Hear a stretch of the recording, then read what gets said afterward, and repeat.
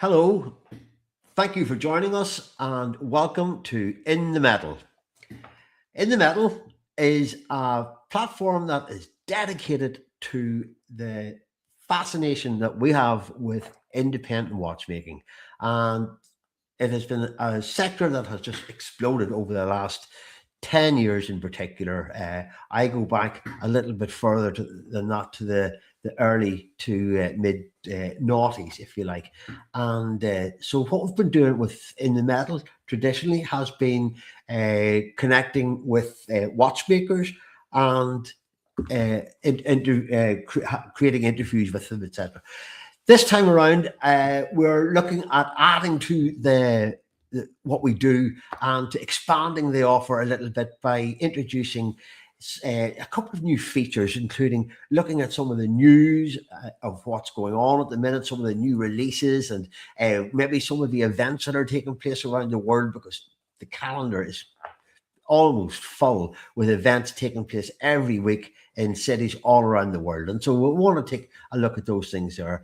And where I'm usually joined by my friend Dan Spitz, when we're talking technical and talking with the watchmakers, I would like to introduce a new face to In the Metal. He was with us last week, and but he will be someone who will be helping me pick through what's happening in the world of independent watchmaking. And so to do that, there I'd like to cross over to Brooklyn in New York City to welcome on board once again Jayesh Kumar. Welcome, Jay. How are you? Hey, Johnny, how are you doing today?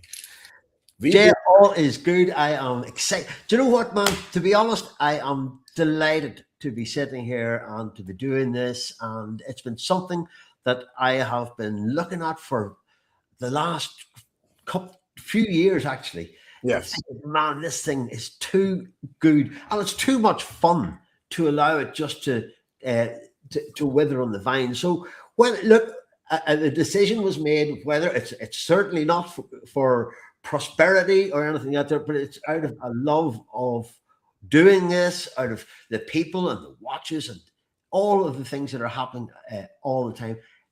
I love doing it, and so it was. There was a guy from Brooklyn who gave me a kick in the backside and told me to pull the finger out and get back in the saddle. So here we are, Jay, and so big thanks to yourself for the encouragement and the instilling the belief that chase this thing on. And so for hell or high water, we're back.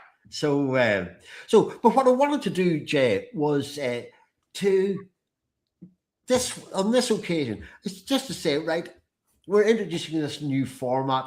There'll be hopefully over time there'll be new faces coming along as well, and but in particular, I wanted to get a little bit about your story and how come that you're sitting there tonight talking to me, what we have in common, where this all started, and a little bit about your story. So the people that follow us on YouTube and Instagram can get an idea and know who you are. A lot of them will already know who you are, Jade, because let's face it, you are a little bit of a legend uh, in the watch community. Like I noticed there was a little brand called Rolex. I think did a promo video with you there a few weeks ago that was released on Watchfinder New York, and yeah, so Watches of Switzerland. I think that's Watch the Switzerland.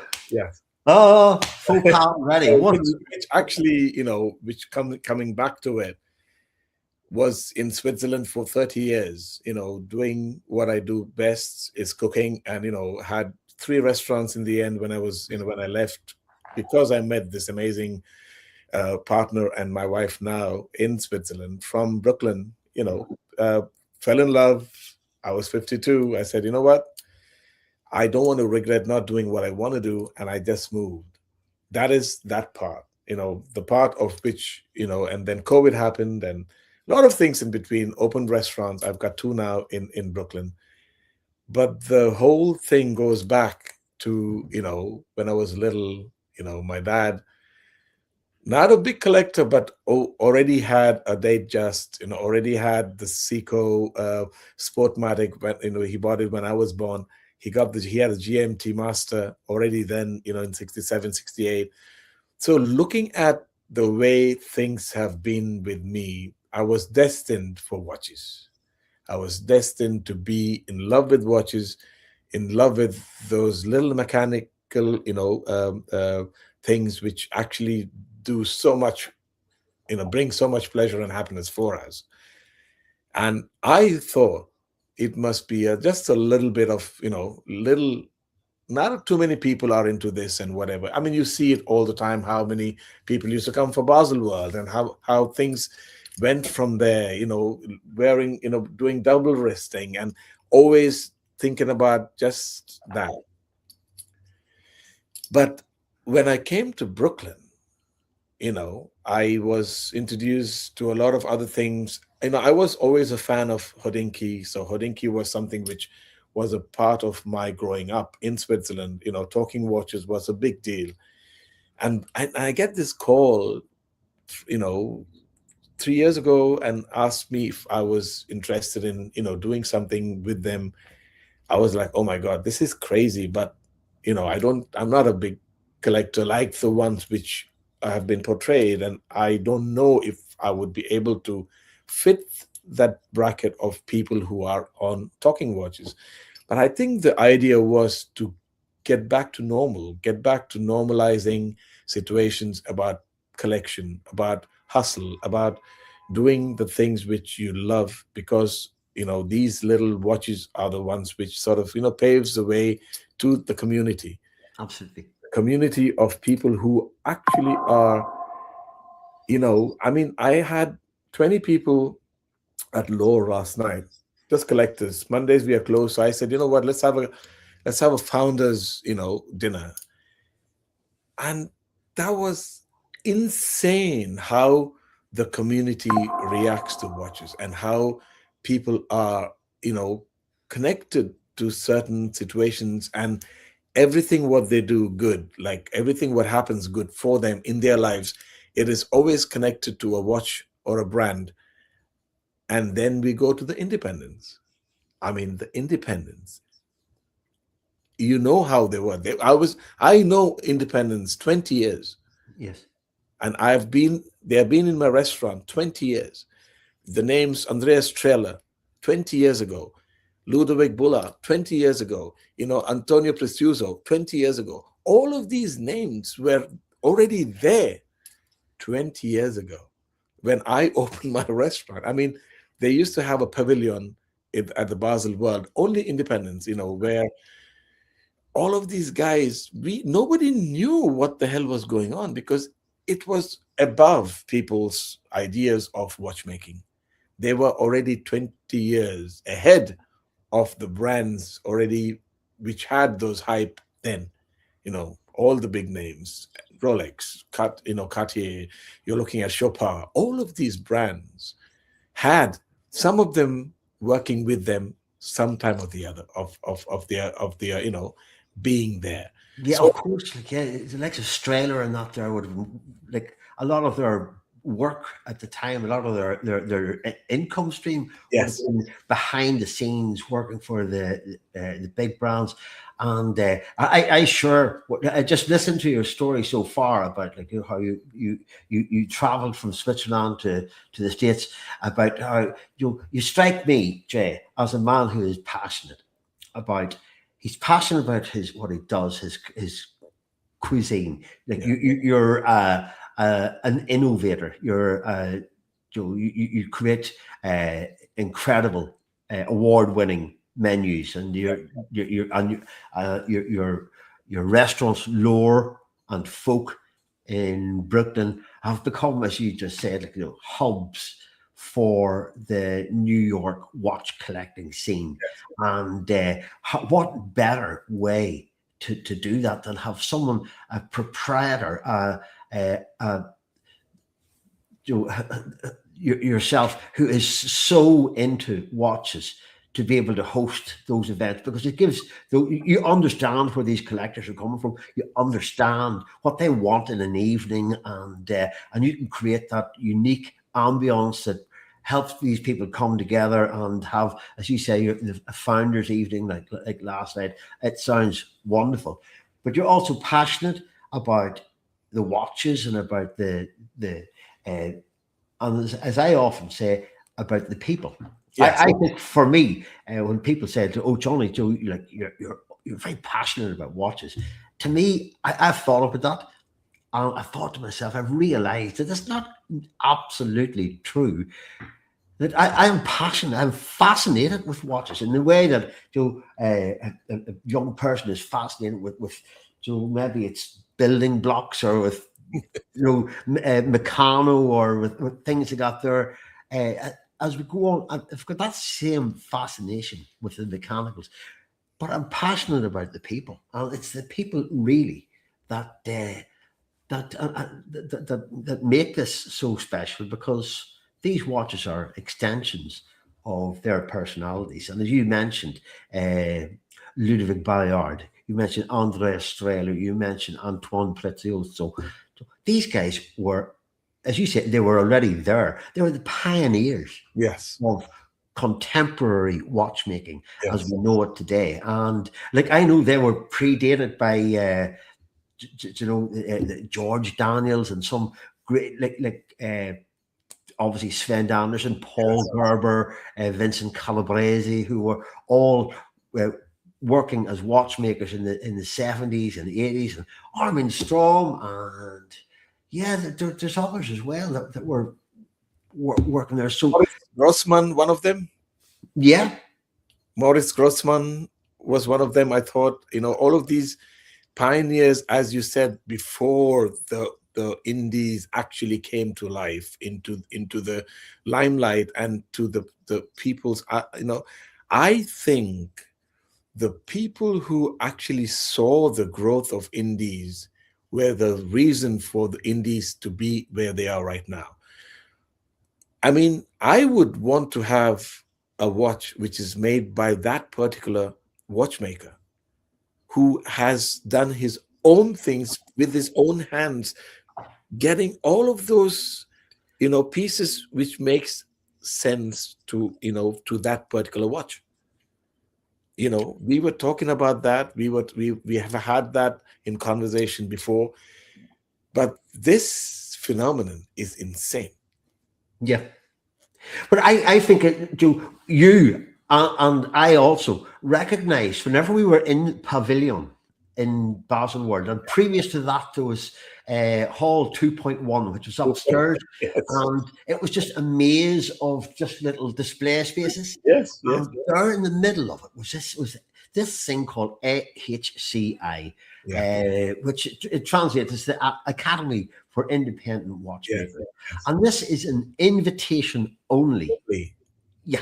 So you cannot just say, "Oh, I am going to be in the AHCI." No, that comes by invitation, and the qualifications for that are very demanding. That you need to be able to absolutely make from scratch a watch in house. Now, okay, that's not everyone makes their own rubies. Not everyone does their own mainspring or hairspring. But outside of that, the bridges, the plates, the gears, everything is done in house, and then not only put together but finished to what we call haute horlogerie standards. And that's what, just to say, I think what you identified in the Pavilion and I identified there, this was different. This was not ordinary, what we were looking at. And that it quickly dawned on me that I'm looking at art, I'm looking at future museum pieces being created, history being made by these people. And I gravitated very quickly to that. And as I say, for good or bad, I've never regretted it. It's been the experience of my life. Johnny, we all know, if you call, they come. we all know every independent watchmaker out there has some connection with you, which is insane. I have myself seen how you have done these, these watch get-togethers, fairs, salons in Ireland, where Yeah, you yeah, had people coming in, traveling for 2 hours after the reach. Exactly. I mean, this crowd right there. I mean, who can say that they have somebody like this? The crowd, the watchmakers who have been in one place like this. I mean, I've never seen anybody who can say that. I know a lot of people are trying to do these things. I know that Jean Cruz, who's doing Indies, New York, shout out to Jean Cruz. I mean, definitely. these people, I mean, this vision of yours, this vision of these people are the way forward with the independent watchmaking, I think, right now, because this is the only way we can see, feel, hold these amazing pieces, Mhm. you know, which you'd never see otherwise. For sure. I guess I came at it from a purely passionate uh, uh, position as well, because at the time, I often say whenever I got involved with the independent watchmaking, with people like Mark Leonie, who was the first guy that I ever wrote about, and so just to very quickly tell a story that I used to write on the Watch Press, and it was previously called Watch Focus, and I would write about the new Rolex or the new Breitling or the new Omega or Cartier, and I would always send a link off to the brand, and 2 days later, maybe you get an email back that says, "Thank you for your interest in our brand." And, well, that's pretty, you know. So one day I wrote about this guy called Mark Genet, and he was an independent watchmaker, and he had made this watch called the Prologue, and I had never seen anything like it. Indeed, there never had been anything like it, so that's what stood out to me. And I wrote a review. I sent it off to him, and it took me about half an hour to read his reply, because he just could not believe that somebody would take the time to write about his watch. And we became firm friends. And Mark Genet at the time was director of communications with the AHCI. So when I went to meet Mark, I got introduced. He introduced me to people like Paul Gerber, to Corey Vitalainen, to Strahler, to all of these profound talents. Yeah. And it blew me away that I was in the company of these people and being invited to dinners, and we're sitting in dinners in London or in Basel, and you were handling these absolute works of art. And so I kind of entered the independent scene kind of before it was cool. And when you could still contact somebody like Vianney Halter, and he would go, "Yes, I can make your watch," and he would get stuck straight into it, rather than having a 2-year waiting list. Or if you Forget it, you can forget it now. yeah, or people like, I've seen an amazing piece that Rex Epi has Oh my released God. this week that is Just came out with that, yes. chronograph.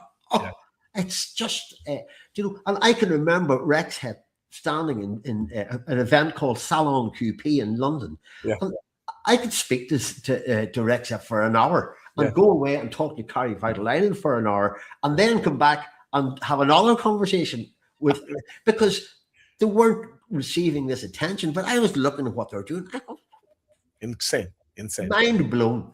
So anyway, so that's so we definitely share the same fascination with it, and our curiosity and our interest has been piqued by what we see with the independents. And I briefly, a moment or two ago, mentioned about about writing for Rolex or for Breitling or for Cartier. Man, there's no brands that I don't like, but if you're going to pick a lane, the lane I have chosen is with the indies. And so yeah, I see new pieces coming along from the big brands often, and I go, yeah, that's really nice, really cool. Indeed, I have a couple of pieces myself that are from the big mainstream brands. My first watch that I gifted myself was an Omega Speedmaster Gemini 4, and So, Joe, very proud of that piece. It was the first that I owned. But so in your journey, Jay, so you're hosting these events in New York now with not so much hosting events, just hosting get-togethers. They're not quite as formal as events, if you like. You've built up this amazing community, and the restaurants are a central part to that. So, how did you get in, Joe?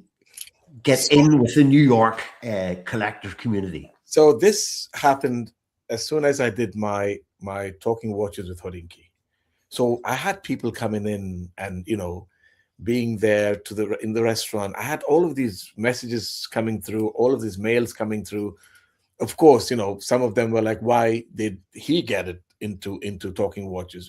I understand, because I'm not the typical talking watches guest. I am a guy who's, I understand that, but that is not the point. The point is I was there and I did it. And that sort of got me into this vast array of people, who actually were my friends, and they came to me and supported me in what I did. Now that's when I thought, why not organize ourselves? So when I joined the Gotham Watch Club, which was founded by Watch Chris on YouTube, shout out to Chris, that was the starting point of my getting into this community of nerds who are so amazing in what they think a collection should be. You're not talking about, the big brands, but we're talking about brands which actually make sense. I mean, I saw watches which was insane for me, which made a lot of sense looking at it. For example, some of the brands which I am very, close to, or which 2005, when Guillaume Tetu started off with Haute, remember? Of course. Shout out to Guillaume.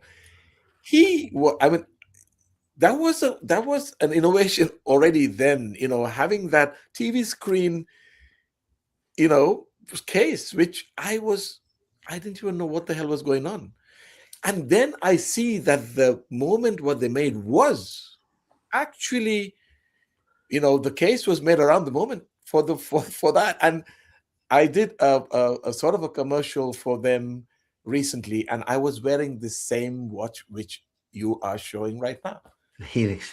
And the growth and the way they did things, and having 25 watches coming out, which is very, very, very specialized, totally different than anything which you have seen before. I mean, having a central tourbillon over there with look at the retrogrades on each side. I mean, Yeah. the hour, the minutes. I mean, it's something which nobody even thinks about, and nobody even knows how these things could work. But amazingly good, amazingly to look at, amazing to look at. And this is how I I met them. And this is how, when I think 2013, when the Moser brothers, the Edouard and Bertrand Melon.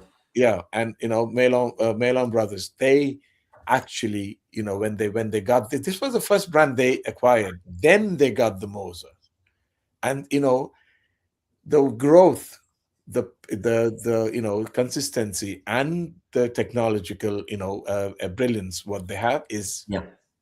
actually what we are looking at right now. Absolutely. I actually think it is we'll get to back in some way with Podons. I'm not sure if that's if I remember correctly, but definitely it was.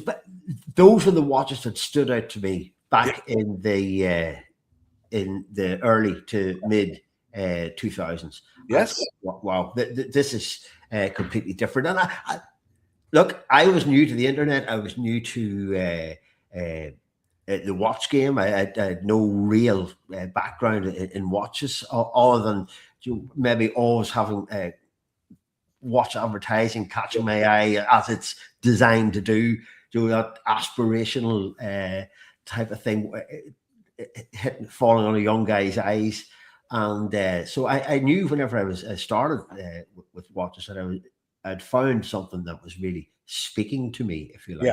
like, and I loved it. But then you got to start seeing back in those days that we had Oatlawns coming on the scene. You had Linda Verdelan, if you remember. Yes, yes. Yeah, and they were doing something amazing with their watches and their marketing. Yes. Using the Fabulous Five, I think they were called, yes. And they were using this really eye-catching graphics. And it dawned on me that, you know, these guys were getting a grasp of social media before the big brands had. Yeah. And they were competing with big brands who were spending millions and millions on marketing every year. Millions. And but you had Oatlawns, you had Linda Verdelan, you had another upstart brand called MB&F coming out. You know, and they were they recognized the potential of the internet, and they leveraged that to their to the max. Yes. And they were able to using really, really excellent photography. Yes. And video and graphics and just clever use of the internet, leveraging the internet. And, yes. The other person we talked about, remember the gentle giant of watchmaking, you call him the gentle giant. He's a genius on his own accord. You know, the upside down watches, the half, it's Ludovic. I mean, this man is, I mean, look at those things, like each of those, I mean, with the upside down watch, each of those numbers turn on its own. It's like you see on the right side how that mechanism works. How could you even think of something like that if not, you know, if you're not a genius? I mean, this is, I saw the watch, I had it in my hand. He was in my restaurant in Basel. I've seen it live, and I've never, even now when I think about it, I mean, look at that. It's 12 past 10. Yeah. Yeah. Really? Absolutely amazing, spectacular. And Joe, you kind of just touched on another one. So if people are going to be watching in the metal, you may hear me say things from time to here that you said, did he not say that 3 weeks ago? But but one of those is that only Ludovic Bayard could have created the upside down. Yeah. So it's an extension of his personality. It's an extension of who he is. Yes. And I had the very great fortune. I've been lucky enough to have broke bread in his house with Flavia, and had some absolutely wonderful raclette, and you know, and I think there's a little glass of wine that afternoon too. Of course. Yes. And so, and actually, Flavia was at my event in Ireland in 2025. Yeah. So somebody had to stay home and mind the l'enfant. Yes. And so, Flavia, I mean, they are such an amazing couple by themselves. I mean, I call them a power couple. They know exact, but I remember when I just met him on one of those events in Basel, and I told him, hey, what about doing something with me at the restaurant? He was like, yes, of course. Tell me, when do you want me to come, and I'll come. And do you want me to bring people? I said, of course. He said, you know what? I'm going to ask all the independents at the palace if they can make it. And they all came. We had 50 people there, eating a 3-course meal, drinking wine, and having a good time. And he was the one who organized it. And that is what he's such a humble person. He's such a down-to-earth guy. And this is what I would always cherish him in my mind, even if I can't afford the watches what he has. But We can at least look at them and admire them. Exactly. And absolutely, and that's part of it too. You know, Yes. but you just mentioned like the table, that whole thing. It is the egos are left outside the door when everyone's sitting around the Yeah. table breaking bread. And I that's what I love because I slotted straight into that. Yes. I'm kind of less comfortable in the suit and tie corporate kind of world, and indeed it was, you know, I was. I, I had an experience of one of the big brands where I was a couple of minutes late to an appointment in Baslingworld, and they say you're too late. And I was just coming from another appointment, and you're trying to get in as much. And I thought to myself, do you know, I have been writing about your watches for years, Yes. and you're standing there, some guy who is 6'4". He's probably Harvard or Yale, and he's a stuffed suit. He's a career man. Yes. He's not in that with that brand out of a passion for the brand. Yes. It's a good career, Yes. and you know, and I found with the indies that they were a much more organic, much more down to earth. Down to earth. Humble. Yeah, humble and accessible. Yes. And they didn't throw up barriers or obstacles or make life difficult. And I love that. And I fell in with it immediately. Mark Cheney taking me out, introduced me to AHCI. The next time I went to AHCI, people who I'd met the previous year were opening their arms and welcoming me to come in and put a beer in your hand. There you go. You're there, you're there, like, you know. And again, I guess that was before it was cool. Yeah. Jay, you know, it was before. Nowadays you can't get near these people without an appointment. But if you now going back to the situation which we are talking about, of course you can't. But then there are people who came in this through default. For example, a couple of, I mean, last year was it, or the year before? I get a call from a friend of mine called Rob Cooper. You know, he's a watch dealer, vintage watch dealer, amazing guy. You know, he's my neighbor. He's my supporter. He's a friend, very good friend. Shout out to him. And Rob Rob Cooper tells me, "Hey Jay, I have some friends coming to your restaurant." It was summer and we had the patio open, and I said, "Fantastic! I'll organize a place for you outside, and you know, be nice." And then Rob comes in first, and then Adam Golden from Miami, also a vintage watch dealer. They work together. He comes in, and I'm like, "Oh my God, Adam is here!" And then Mike Nouveau and Phil Toledano walk in, and I'm like, "These are like, you know, heavy hitters on, and at least Mike, heavy hitter on YouTube, Instagram, in TikTok, every place you go." Shout out to him. And I was like, oh my goodness, what the hell is going on right now?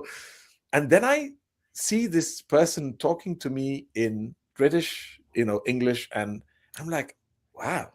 Because, you know, I have a very big connection. My kids are in England. And I was very impressed. And he was, you know, was wearing this old Rolex vintage, and everybody, all of them had some very special watches, and I was wearing a Hublot. And they were all looking at me like, what is this? That's all right, man. That is another story, so I'm going to keep it that way. I love this watch, and that's how it is. Anyways, and then I look at Phil, and I'm like, I'm talking to him, and he's like, oh, you know what? I'm going to be launching a watch very soon. I was like, what are you talking about? He said, wait and see. And then he showed me some of the pictures.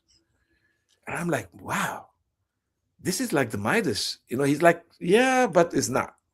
You know, the sapphire is cut different. That's it. You know, the bracelet. Yes, the bracelet is different. The whole thing is a piece of art. It's extraordinary. Independent watchmaking for me. This is something which people have to understand. You are not a person who is somebody, you know, who is born in the Jura Mountains and making all of these things. And it is a way of doing something what you are passionate about. And that, for me, is crazy. It's He astonishing. he is sold out within hours when he posted on Instagram. Within hours, he's sold all his watches. I think it was 75 pieces in the first edition, Yes, sold out in, like, yeah, as you say, in hours. And minutes, by the minutes, way, that minutes. watch it's the B/1 Yeah, from Toledano and yeah, Chan. Yeah. exactly, Now, exactly. when that watch first arrived, of course, I saw it. I was checking my Yeah, Instagram, was checking my social media. yeah, It's one of those watches that, until you mentioned it to me yesterday and said, yeah. yeah, I'd like to get just to look at it again, I realized, this actually has kind of gone to past my notice. And so I spent a little bit of time looking at it today. And see, this is the new one, which Yes, is this is the new one. yeah. So The- it's the B slash 1.3. yes, yes, And that features, okay, that watch has a solid gold. sapphire crystal, Yes, and solid gold die. solid gold ripple dial. Uh, Yes, Absolutely remarkable remarkable, creation. remarkable. And again, all sold out, all sold out And within I minutes. tried this on because a friend of mine had bought it, and it's so comfortable. It's like, grade 5 titanium, if I'm not mistaken. Yes. It's insanely light. It's such a beautiful fit. It is smaller. It is very small, but it doesn't look small. It's such a, it's something different in your arms. And that is what I talk about when I say independent watchmaking is something. If you're not passionate about the design, if you're not passionate about what you want this particular watch to be, it's not going to work out. Yeah. And it's daring, it's brave, it's pushing the Right. boundaries. It's Jay, let me say, that watch would never get off the technical drawing meeting at any of the big brands. Not a chance. Not a chance. It does. In fact, if you presented that at the meeting, there's a good possibility you'd be looking for a new employer if you brought that to some of the bigger brands. But Exactly. with a company like two guys, you said Toledano and Chan, to Yes. bring out this remarkable piece based on architecture, on brutalist Yes. architecture.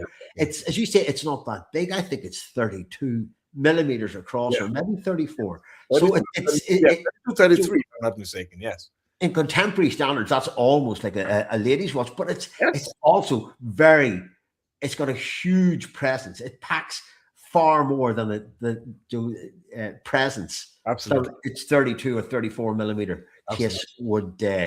I spent time on that today. I have to tell you, looking at that, I was and realizing that one I have has slipped past my attention. And you know something? Sometimes But that happens. you see, the point here being you're going back to people who are still down on earth. You're looking at people who are still amazingly friendly, amazingly humble, Yep. and just an amazing presence of mind about things which they think is the right path. Now, that is very difficult to find right now. Yeah. Going back to that, think about Berneron.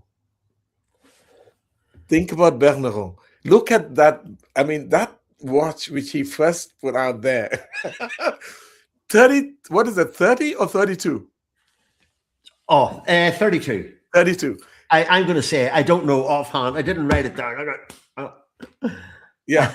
But you look at it. I mean, I first saw it on Instagram and I was like, wow, what is this? And then I looked at the name Berneron. I was like, that is very special. It is very special because everything in there is different. Everything, the seconds, the hours, even the way the Berneron is written, Swiss. Yeah. It's the Swiss made situation is somewhere on the side.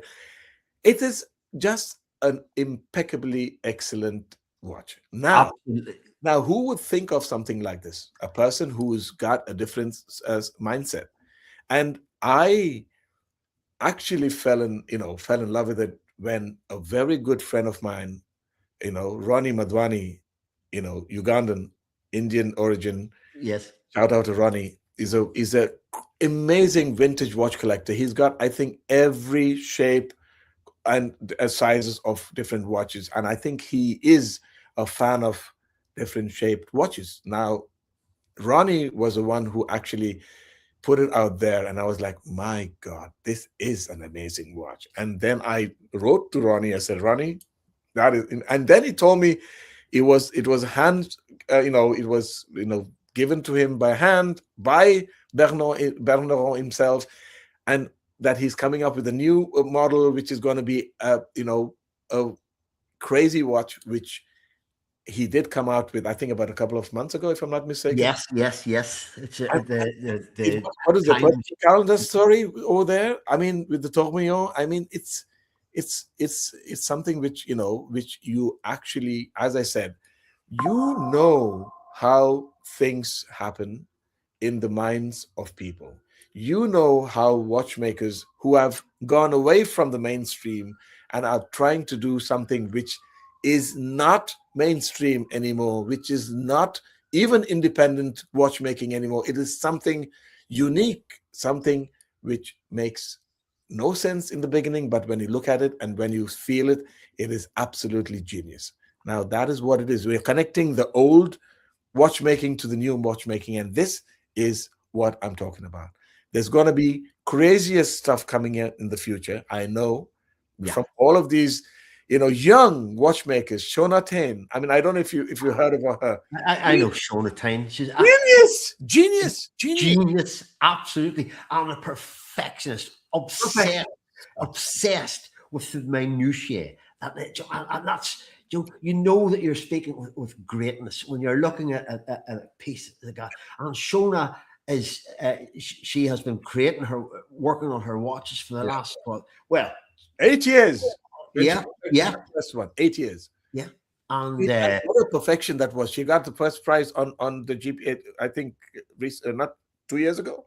right. Wouldn't have been the egg wheel door, but it would have been. I'm not sure. Yes. Yeah. Again, I've known Shona. Again, part of I would meet her. I'm looking forward to very hopefully meeting her in a week's time when I am in Geneva, because of course next week is the week of Watches and Wonders and all of the other ancillary events that are going on around it. So really looking forward to it. For me, being based here in Ireland, it's strange doing what I do, because people used to say you write about watches, and I used to think I actually write about pictures of watches or videos of watches, because it's only when you get seeing them in the metal that you can really appreciate what's going on, and you can never get that by looking at an image. It's holding it in your hand. It's even maybe putting it on the wrist, and so there's. I'm really looking forward to that. Definitely hope to meet Shona Tyne and so many all of these guys. As I say, I don't even start naming names because there's so many people that I just hope to meet. I will name a couple of Irish guys, John and Stephen McGonigal, who have been friends of mine for the best part of 20 years now, and I love what they do. I've got a great pride in it. Irish watchmakers, absolutely. And Stephen McDonnell, who is he is the brains behind so many of Max Busser's extraordinary creations, and so he's just 40 miles up the road from me here, and so we do have them. Now, the thing about them is those guys could walk into any watch store in Ireland and there wouldn't be, nobody would know who they are, and that's why I think that they're internationally celebrated. But they're still very. I'm not going to say they're not known. People are tuning in.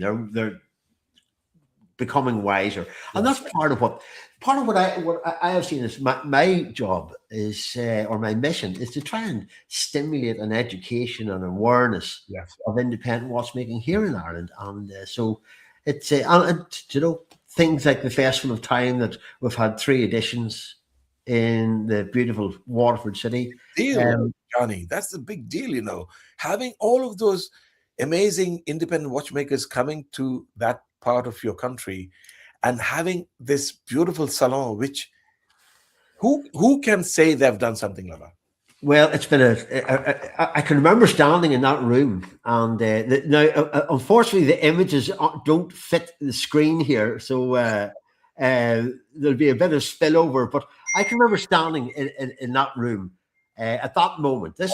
We had just set up. We were just waiting on the display cabinet. You can actually see the display cabinets in the background. We're starting to fill them up there. Yeah, that was one of the proudest moments of my professional life.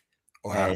Standing in that room before showtime with the watchmakers having come and arrived and turned up. So unfortunately, I haven't got those images edited for full screen. So apologies everybody for seeing bits of me sticking out the side. And another brand which I think we both need to talk about, just because we have to, because they are friends of ours and they're very close to us.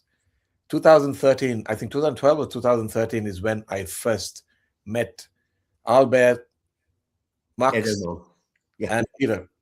Yeah, three of them. They walked into my restaurant.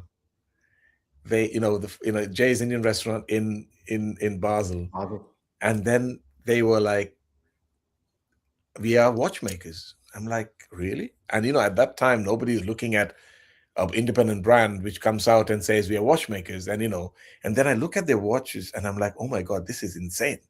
Yeah, this is absolutely insane. And fast forward, now they are going to be at the Indies, New York City in May, which is organized by John Cruz, who is an absolute fan of independent watchmakers.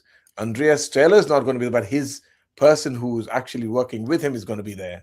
Gabrielle is going to be there. Yes, exactly. Seitwinkel is going to be there. Dan Reuter from Brooklyn is going to be there. There are going to be some amazing watchmakers, at least I think about 7 or 10 watchmakers, independent watchmakers, who are going to be showcasing their thing. And Albert is going to be there, which I am so looking forward to having him back in New York with this absolutely fantastic salon.